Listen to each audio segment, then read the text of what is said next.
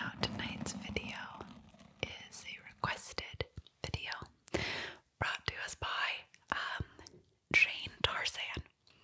Big fan of your work there, Jane.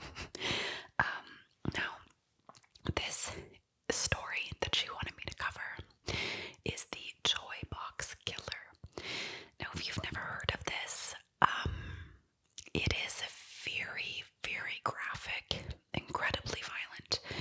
It has a lot of torture in it, slight animal abuse. So I just want to put that in now as a disclaimer that if any of that makes you uncomfortable, just maybe click off this one. It is a lot. I can't believe I'd never heard of it, but as soon as I did, it will never leave my mind, ever. So get ready for that. I really know how to sell stories, don't I? I know. But let's get into it and dive into our second wine and crime night of 2020.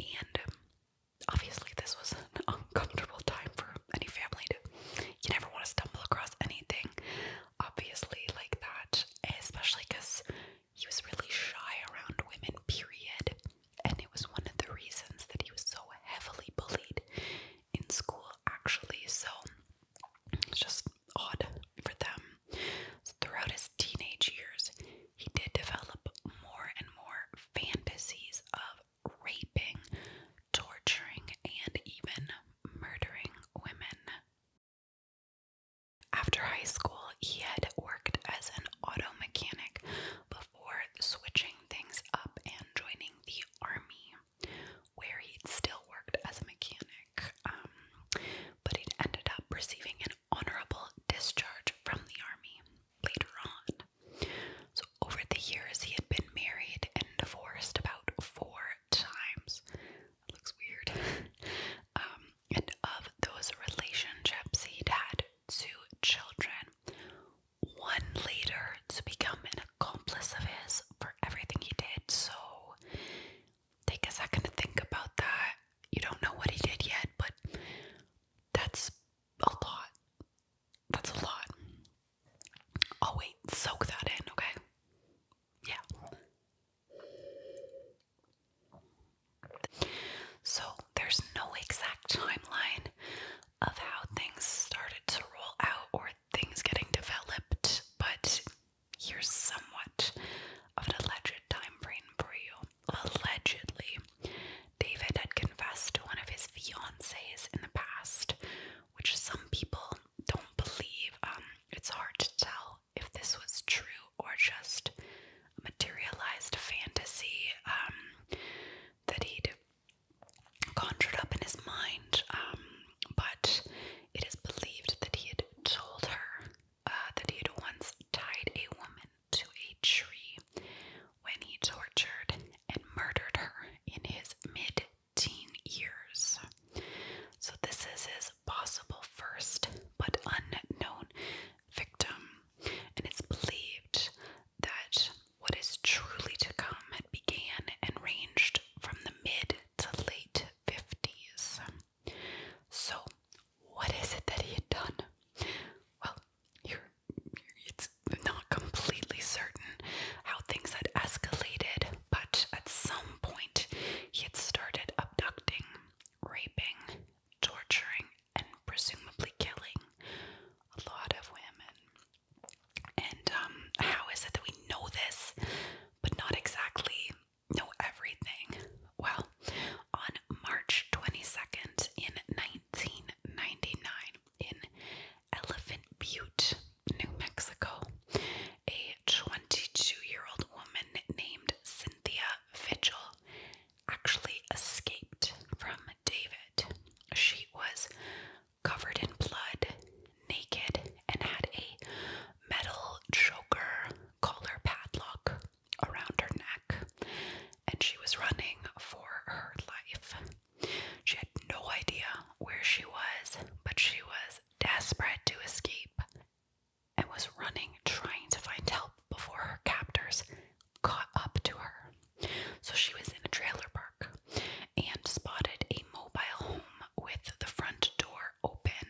So sure enough, she had ran towards it, gotten inside, and was screaming for help. And I'm sure the homeowner sees this woman who is naked with just this collar on, covered in blood, screaming at him, is probably confused and scared. But just both perspectives in this scenario, a lot. So she speaks to him, he calls the police. It could have been a she, actually. And the police arrive.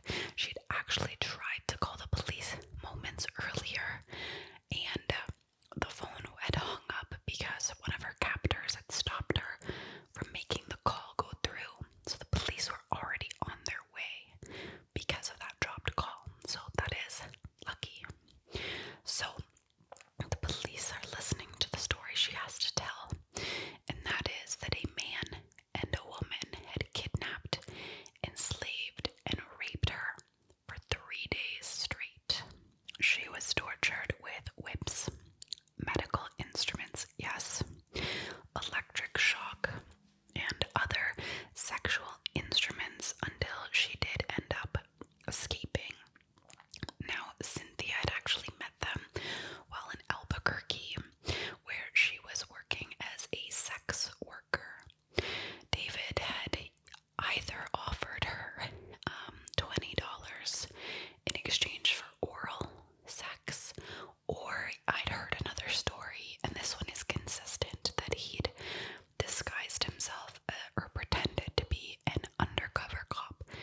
was arresting her for soliciting sex. So he pulled up in an RV as he approached her, and either she was entering to, work, or she was entering under the pretense of being arrested. But either way, she made her way around the RV, and when she entered, there was a woman inside. And this is when she was gagged, had a metal collar placed around her immediately, and was tied up. So she was, I believe, cuffed and tied up, and whichever, and had been gagged and bound. And I believe that they had drugged her as well. All of the stories are very similar of what happened to these women, and a lot of them are predominantly sex workers that he had preyed upon because it was very easy to get them in compromising, vulnerable positions.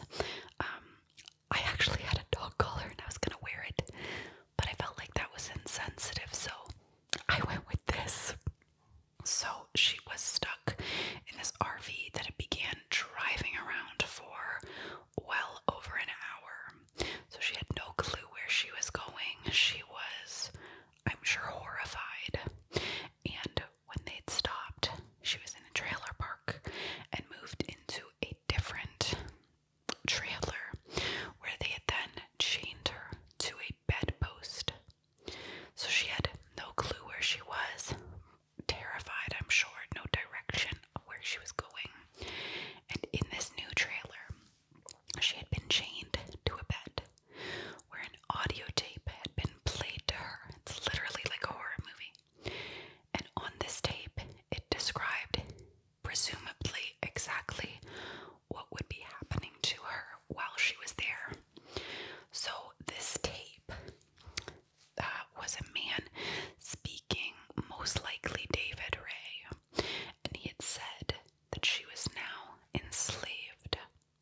She would be forced into having sex with him, this man, and she would refer to him only as master and the woman as mistress. She would never speak unless spoken to. The tape continued to say that she would be naked, chained up, and fed and cared for like a dog. Yeah, that's really nothing, believe me. She would be tortured, raped, have to perform for friends while having sex. Yes, this part. Forced sex with animals, specifically his dogs. And his friends also would line up to rape her. So it said as well that she would be subjected to penetration with extremely large objects, that they would torture her with medical devices in every and any position. And I mean, animals performing for friends.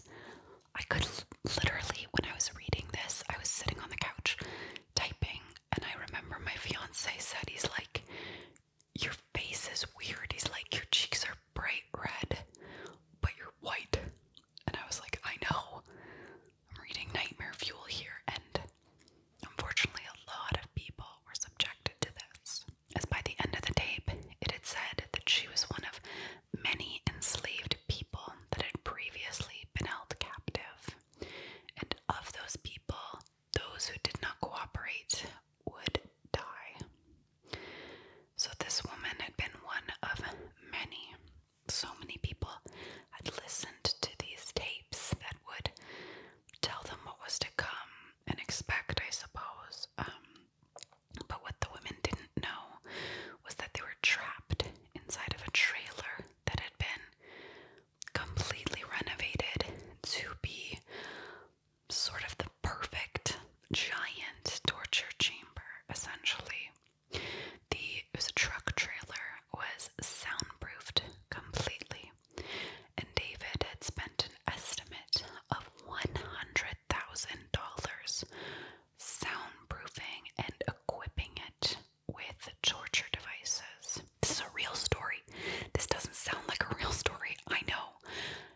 it's literally mind-blowing that this happened.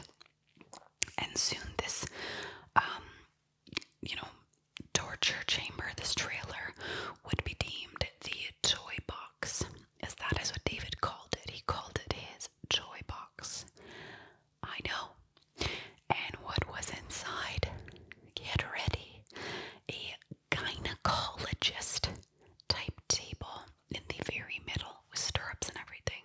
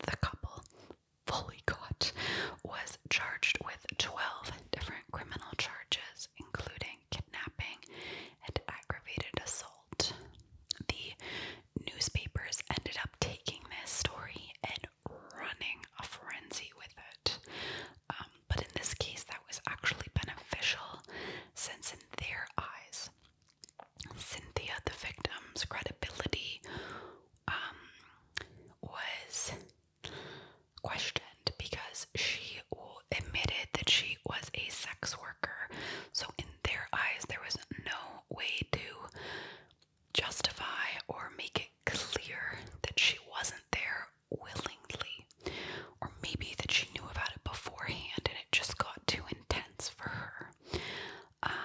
But I disagree with that, actually. I think because sex workers can get themselves into such vulnerable scenarios so easily, why would that, if things did go further, why would you say that they aren't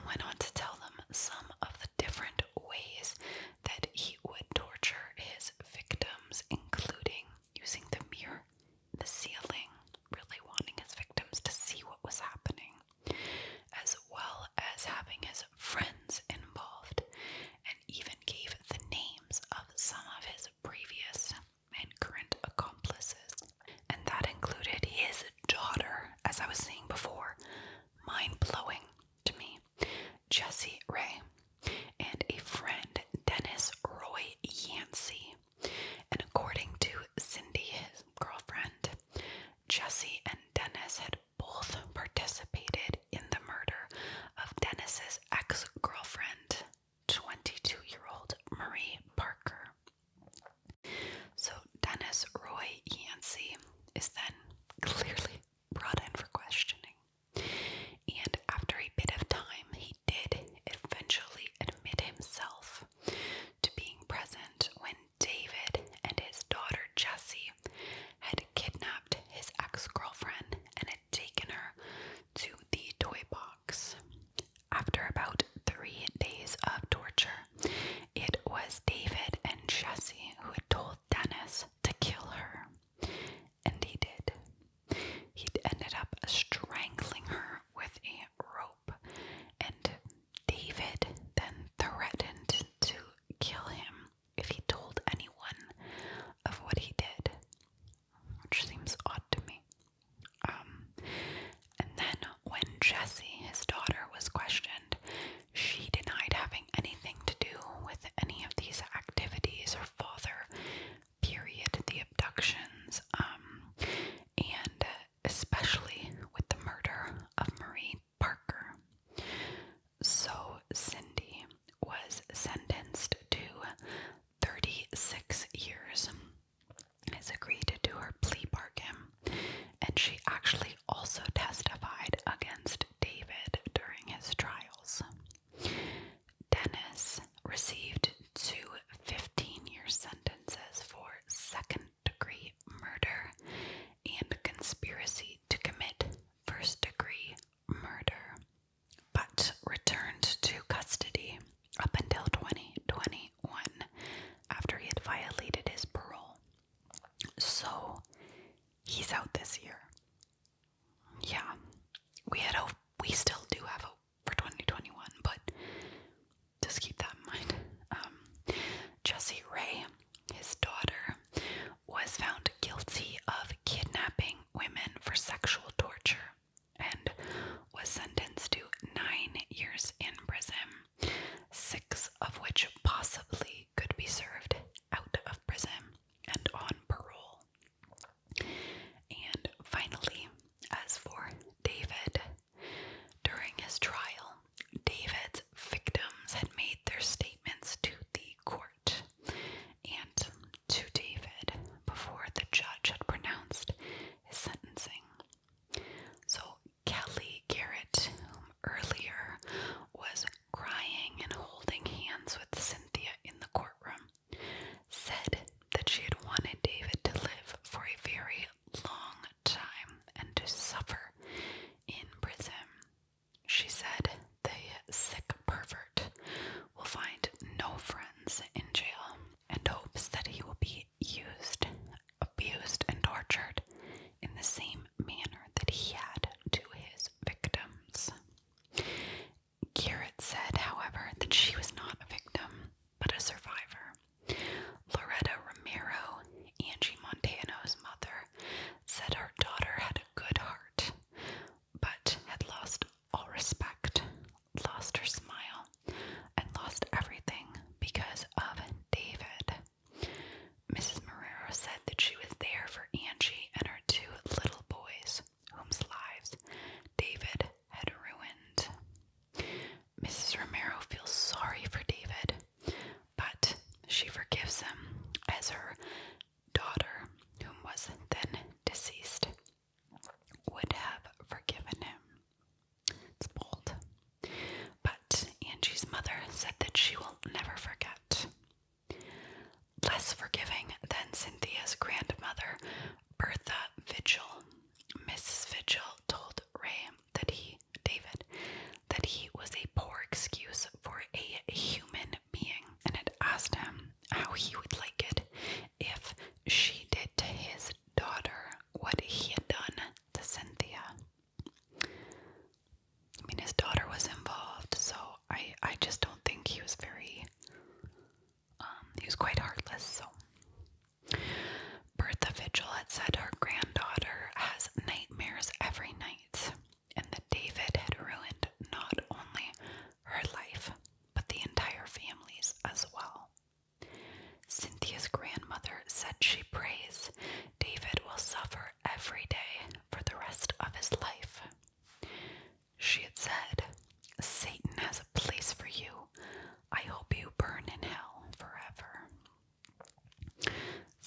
proceeded to say, "I bear scars outside and inside that will never heal." She said no punishment is equal to the agony that she has suffered. She is afraid of being tied down and helpless, as well as of the dark and going out alone, which makes sense. Cynthia, crying, said that she hopes that David will spend the rest of his life inside four walls and suffer the way that he had made her.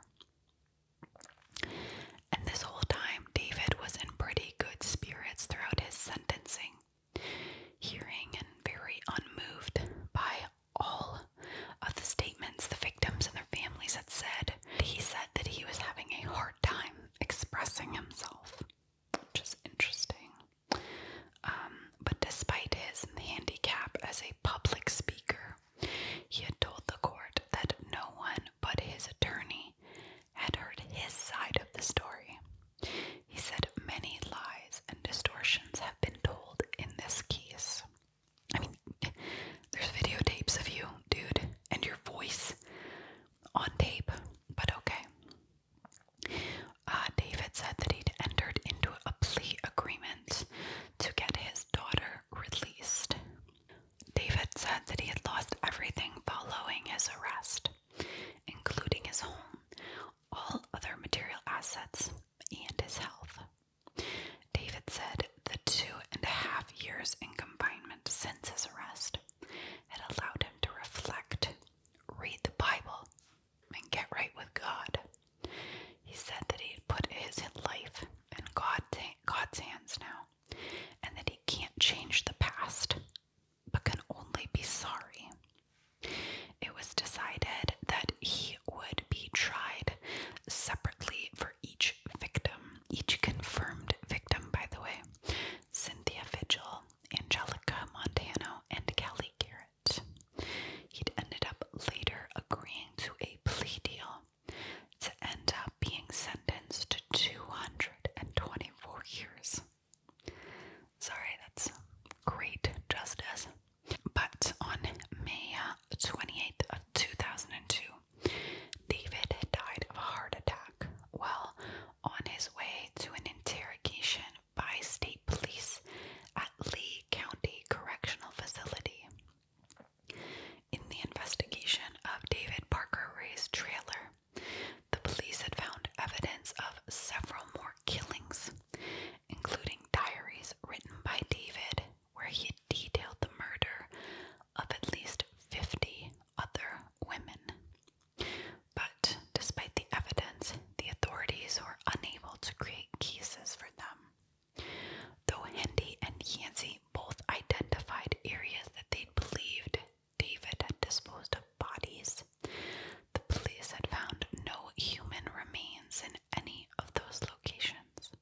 It is believed that a serial killer who put this amount of effort into building, creating, even thinking up, and making it into reality with the $100,000 of equipment, and killing many women over the years would likely have many, many more victims. There was many unidentified personal items and jewelry found in his trailer that could not be taken back to anyone at all. He often would keep personal effects of others, jewelry, articles of clothing, as mementos, which further backs up the theory that the victim count is much higher than they are aware of. David himself actually admitted that there was even an additional accomplice named Billy Bowers, whom was a previous business partner of David's that David ended up murdering. However, the FBI had found no clear evidence that this was true.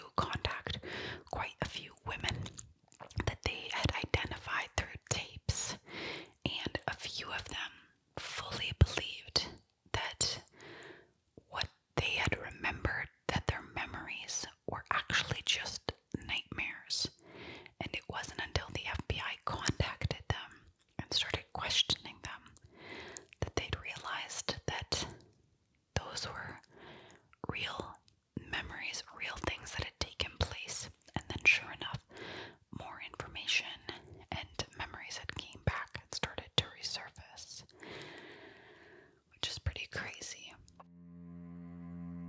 So, what do you guys think of today's story? Had you heard it before? I had not. Who knows how many real victims are still out there, how many women were murdered and we'll never know of because of the lack of real evidence. It's hard to tell what was real and what was fantasy. What do you guys think?